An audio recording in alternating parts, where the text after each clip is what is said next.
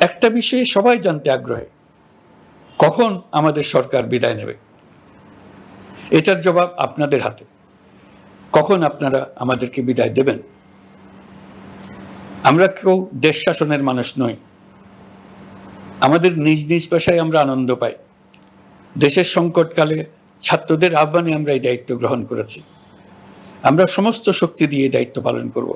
আমাদের উপদেষ্টা মণ্ডলীও এই লক্ষ্যে উদ্বুদ্ধ হয়ে সবাই মিলে একটা টিম হিসেবে কাজ করে যাচ্ছি।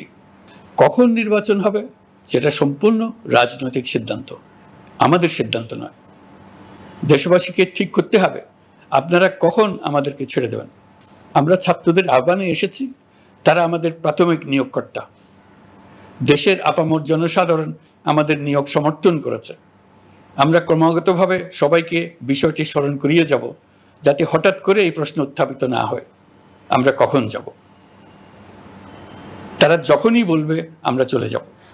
আমরা সংস্কারের অংশ হিসেবে নির্বাচন কমিশনকেও সংস্কার করব। কমিশনকে যে কোনো সময় আদর্শ নির্বাচনের জন্য প্রস্তুত রাখব। আমরা বিভিন্ন সংস্কারের কাজ শুরু করেছি। দেশবাসীকে অনুরোধ করব একটা আলোচনা শুরু করতে।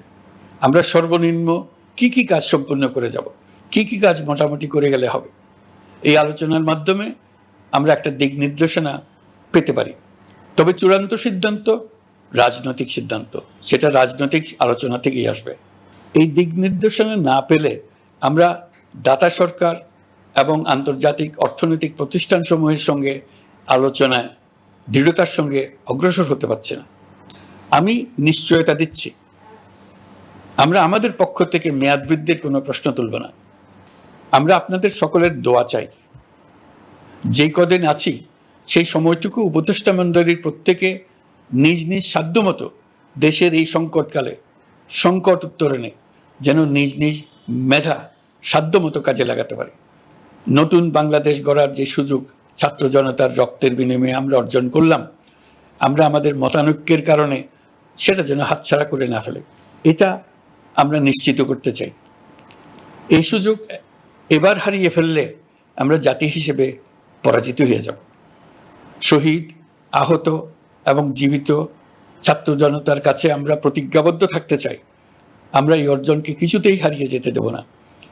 যে সুযোগ তারা আমাদেরকে দিয়েছে তার মাধ্যমে আমাদের দেশকে পৃথিবীর একটি শ্রদ্ধেয়, সকল দিকে দৃষ্টান্ত স্থাপনকারী দেশে পরিণত করতে আমরা শপথ নিয়েছি। সবশেষে আবারও আমাদের দেশের সকল মানুষ, শিশু, কিশোর কিশোরী, তরুণ তরুণী, বয়স্ক, বৃদ্ধ, নারী, পুরুষ সবার কাছে দোয়া চাইছি যেন আমরা আমাদের সকলের স্বপ্ন বাস্তবায়নে সফল হই। আল্লাহ আমাদের সহায় হন, আমাদের সবার মঙ্গল